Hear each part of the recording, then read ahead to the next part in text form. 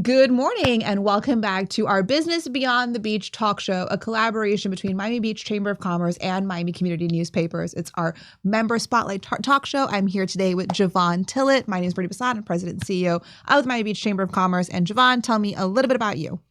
Well, first of all, thank you for having me on the show. My name is Jeevan Tillit. I'm the President, CEO, and founder of East of Collins Expediting, full-service permit expediting company that we founded in 2009, along with my business partner, my mother.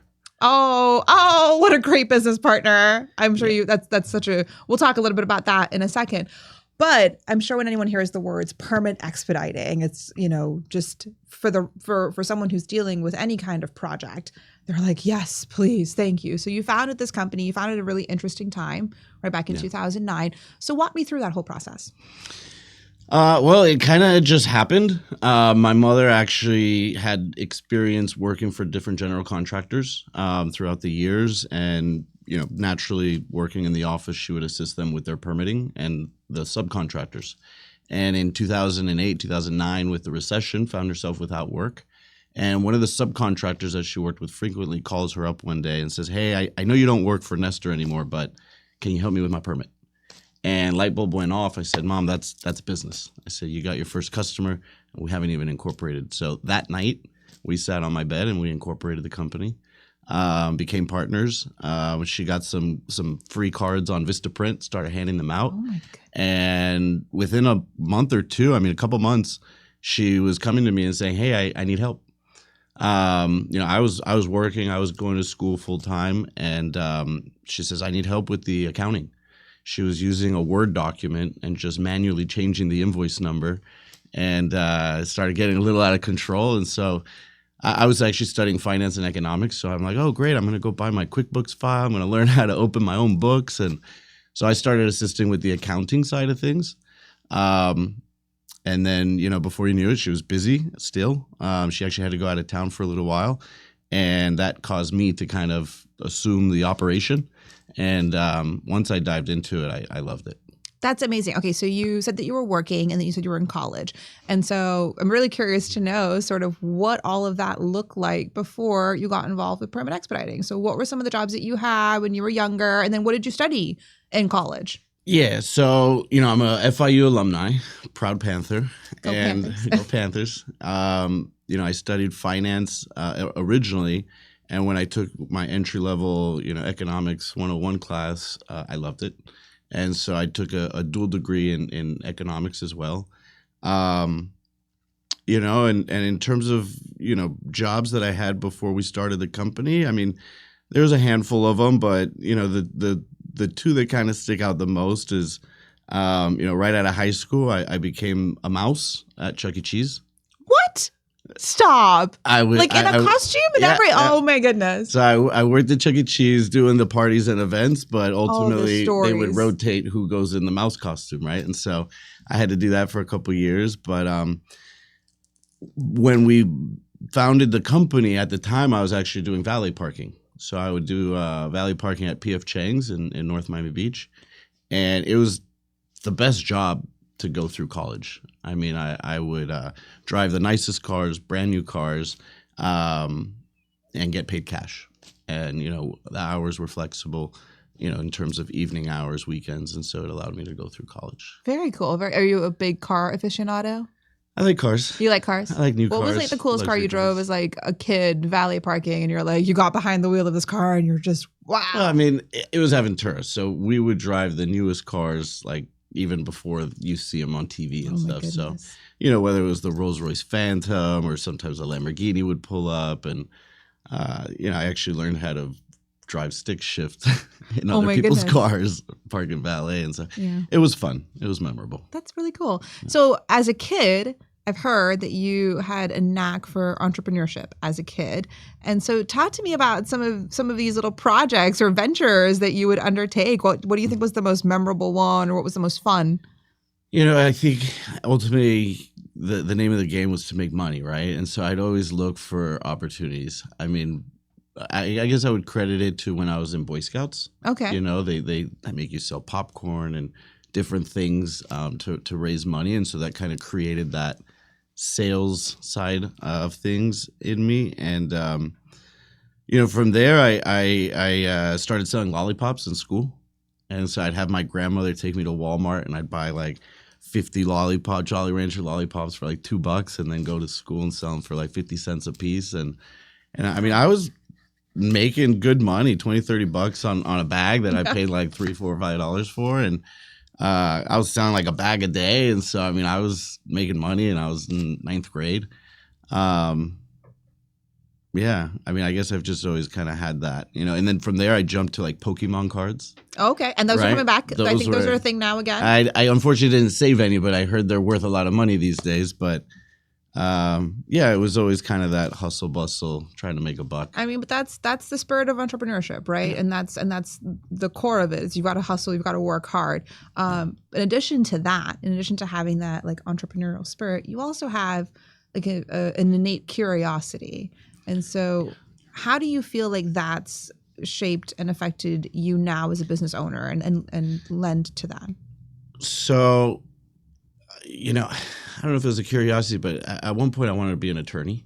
Okay. I wanted to study law. Okay. Actually, graduating, I signed up for the LSAT. I was studying for it. And my mother, like I mentioned at the beginning of the business, had to go out of town for an extended period of time. So I put my studies on hold.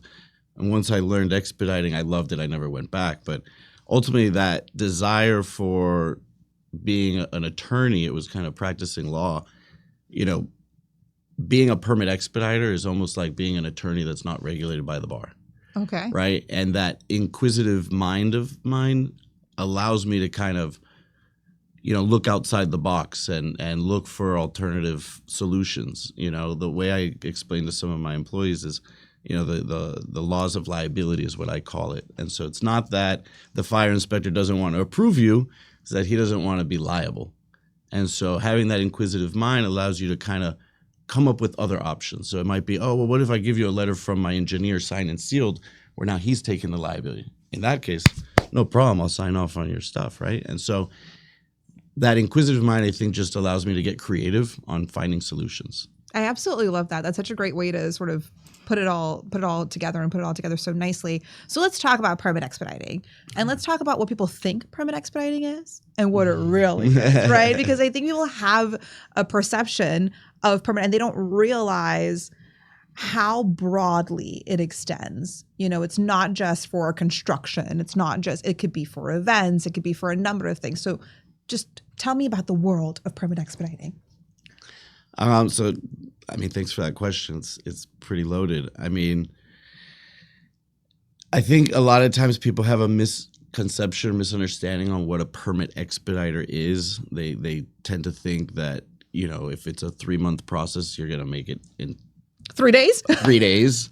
Not the case, right? We still have to follow the process and follow the rules. Now, the benefit of using an expediter is that the 3-month process that should take 3 months, hopefully will take only 3 months and not 5 or 6 months. Whereas most people, when they don't know the permitting process because they don't do it all the time, or they don't have the relationships to reach out to the right people at the right time, then they have unnecessary delays. And so the 3-month process becomes 6 months. Sometimes we can find shortcuts, call it, but they're shortcuts that are available to everybody, right? Whether it's utilizing an expedited review option that we have, that again, if you don't know, you might not realize is available, or reaching out to the right person to get them involved. Potentially they even give you an alternative process to follow based on, talking to a building official. They might, given the specifics of that situation, offer you an alternative. And so, being able to navigate the process and leverage the relationships we've built is the real benefit of using a permit expediter. Absolutely. And it's not skirting the process. It's not, jumping ahead of the line. It's being able to, because you do this on a daily basis and you're so familiar with the concept, someone who is dealing with this for the first time can get a little bit bogged down in the bureaucracy and the red tape, and you and your team, know how to navigate that. So let's talk about the growth of East of Collins, because good grief, have you guys grown from your mom and her Word document with manually changing invoice numbers to now, I think you're about a year into your brand new office and you've got an incredible team. So talk to me a little bit about that growth. Thank you. Yeah, it's been a long ride. I mean, we just celebrated in October our 15-year anniversary. We're up to about 32 employees full-time, just processing permits. And a couple years back, actually with the assistance of Michael Goldberg, our past chair at the chamber, he helped me with the financing of the office that we bought. So we had wanted to buy an office for a long time, but market was a little challenging. And in 2002, I believe it was, we found a beautiful office and built it out, luxury office in Sunny Isles, right on the water. It's in a condominium, but it's in the back facing the intercoastal. And so very private, very secluded. And we're very proud of our office. I remember I had the privilege and the pleasure of being at your ribbon cutting for your office. Yes. And wow, what an incredibly gorgeous, gorgeous space. And you can really see the heart and the unique little touches that went into that. I'm sure your mom played a big role in curating that. We're so proud of it because we went from about a 2,000 square foot space that had one bathroom to a 5,400 square space that has 4 bathrooms. And so, it's an open space concept. It allows our team to collaborate with each other, and we have different islands for the different teams. The way we handle things is we divide and conquer. And so most of our volume is in, say, Miami Beach, City of Miami, unincorporated. So we have what we call our city managers. A city manager assigned to Miami Beach, and then she'll have currently 4 project managers underneath her. And then in Miami, a city manager for Miami and 3 or 4 project managers underneath him. And the reason we do that, again, is so that they're very familiar with the processes, there's consistency, and they're able to develop those relationships, which is really key to that is key. And so let's talk about some of the things that you've done, because you've worked on some pretty incredible things. And again, permit expediting is not just for, I think a lot of people think that it's just like construction when you're building something out or building like a structure or a fixture. And they don't realize that a lot of times you also need permits for events. And you've worked on some pretty cool events, and you've worked on like some interesting like one-off things here and there. So what has been I know you've done Ultra, you've done permits for Ultra. I don't know if I'm allowed to say that, but I know you've done it. But what's been some of your most memorable or the most memorable or unique or interesting permit that you've worked on that you can talk about? Well, thank you. Yeah, actually we deal with a lot of NDAs. Right. I'm sure you could imagine. Our business is divided into, I guess call it 4 departments now. We have our regular construction permitting department, which is kind of plain and boring, right? Where we deal with whether it's commercial, residential, we'll replace a toilet, we'll do a high rise. We also do a lot of business licensing, which is our second department, where we facilitate certificates of use, business tax receipts, restaurant license, alcohol license. Interesting. Okay, good. Mm-hmm. Good to know. Our third department is our special event department, which is my favorite because it comes with all the perks. It's dynamic. Right? It's dynamic. It's fast paced. There's a deadline. With construction permits, you could have a deadline, but nobody cares about it. Nobody pays attention to it. So when it comes to events, even the city understands the day of the event is the day of the event. It's hard and fast. It's not moving. Yeah. And so the cooperation we get from the city is completely different. It's actually been great having that department because it allows us to even build our relationships differently with the city. And it allows us to work in all the departments, including parking and beach maintenance and the film department, all these different departments, police, fire, which we don't deal with police necessarily when it comes to construction permits, but with events we do. With events you do, absolutely. And so, in our 4th division, we opened about 4 or 5 years ago with this latest cycle, which we call our new development department. And that's really focused on our high rises. Okay. Those projects just are a little bit more complex and require a little different attention. You take them out of that's pulled out of the construction department. Yeah. You develop. Okay, just so we have a team that's focused on the high rises and can give it the right attention it needs. And in terms of neat projects, there's been a lot of them. As you mentioned, Ultra was one of my favorite events to get. I mean, I remember going, coming out of high school to Ultra and just thinking, wow, what Full an event. circle. And I mean, remember seeing them selling water with bags full of cash, and I was like, wow, this is crazy. And then to think 10 years later, I'm getting asked to provide a proposal to do their permitting. It was neat. We got involved on a minor scale initially, but eventually now we take care of the whole thing. So we do their full-blown special event permitting, all of their building permits for the tents and the stages and the trussings and the generators and the restrooms. And we're involved also with just some of the coordination with fire and the emergency services. And, aside from that, I also did the big Bitcoin conference that was in Miami Beach a few years back, 22 or 21 or something. That was a big undertaking. They were in Wynwood previously, and then they took over the Miami Beach Convention Center, and they really went all out. Not only did they activate the convention center, but they activated Pride Park. Right. Stevie Aoki threw a concert in the park. It was a big deal. It was kind of a hard sell to the community, but luckily the event producers were very community oriented, did a lot of outreach, did some support to the local neighborhood associations and things like that. And so all in all, I think the feedback was really good and it was executed well. Most recently we assisted with Trump's visit to Faina. I didn't know if I could talk about that. So I'm like, man, I hope he mentions it. Because you said that you were like, I had to do something I've never done before in all of my years of permit pulling. But that was a really interesting one. Yeah. He came in and we got asked to help with the right-of-way permit, the closure of the streets.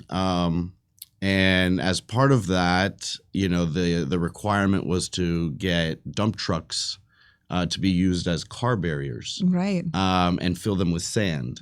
And typically, the event producer would take that on and coordinate that, but we had got asked to do it. So through our contractor, our maintenance of traffic contractor, we were able to facilitate some dump trucks with sand, and we were on site to help coordinate the whole thing, and that was fun.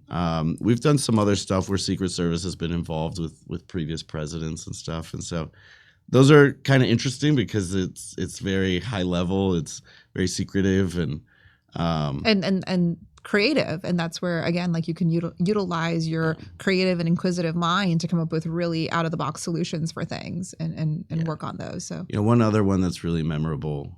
It's the events that are most memorable. Of course. We also did the big Louis Vuitton fashion show. It's November, a few years back. Oh, interesting. It was actually when Virgil, their creative director, passed away. Oh. So we had this was in Marine Park, Miami Marine Stadium. Mm-hmm. And they wanted to use a barge.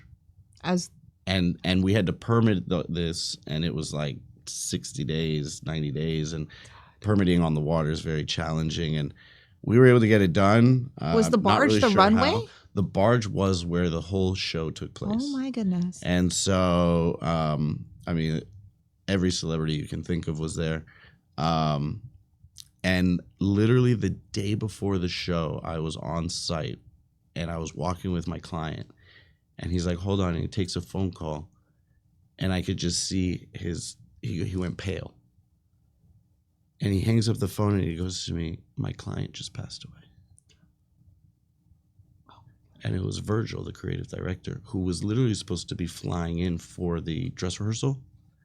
And he had passed away. And so within 24 hours, they changed it from a fashion show to a memorial. Oh my goodness. And it was incredible. And it was just such a high level project. I mean, they took out all the stops. But also impactful too. Yeah. And very meaningful at that point, being able to switch that, from something that was meant to be entertainment to now something that is a celebration of someone's life. Yeah. Yeah. Wow. Seeing the behind the scenes on some of these events, it's interesting. Yeah, absolutely. Okay. Well, we need to wrap up soon, but I would be very remiss if I did not mention something very special about you. And that is that you hold a very special role within the Miami Beach Chamber of Commerce, and you are our pillar board chair. That is a role that you recently assumed within the past year. So tell me a little bit about that and what that means to you. Well, I mean, it's been an honor. I've served previously on the board, the executive board, but I also held a position as the co-chair of the Construction, Real Estate, and Development Council.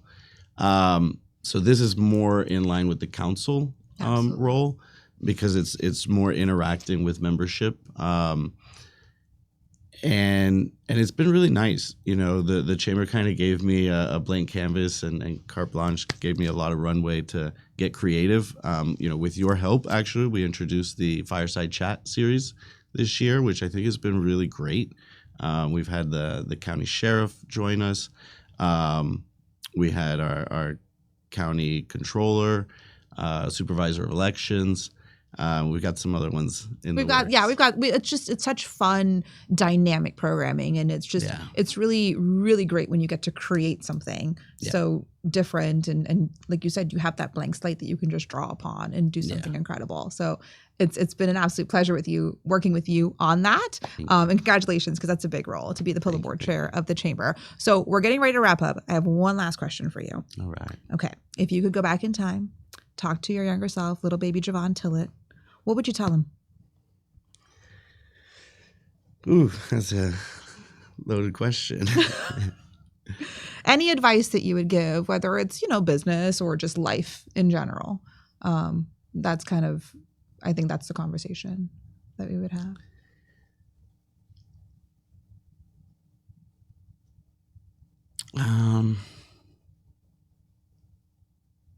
I think it would be just don't hold back.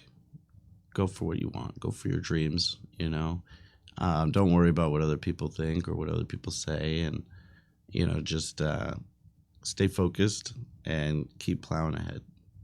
I think that's great advice, and I think you've done exactly that. And I think you're going to continue to keep doing that as you go through your career, because I really feel like you guys are at just such an incredible moment of momentum with East of Collins, and there's nothing but growth ahead. So excited to watch that, excited to have you be a part of the chamber, excited to have your leadership with our board, and excited to be able to share all of that with our audience. So thank you so much, Jeevan, for joining us today. Thank you for having me. Thank you all for watching another episode of Business Beyond the Beach, a collaboration between the Miami Beach Chamber of Commerce and Miami Community Newspapers. Thank you for watching. Thank you for joining, and we will see you soon.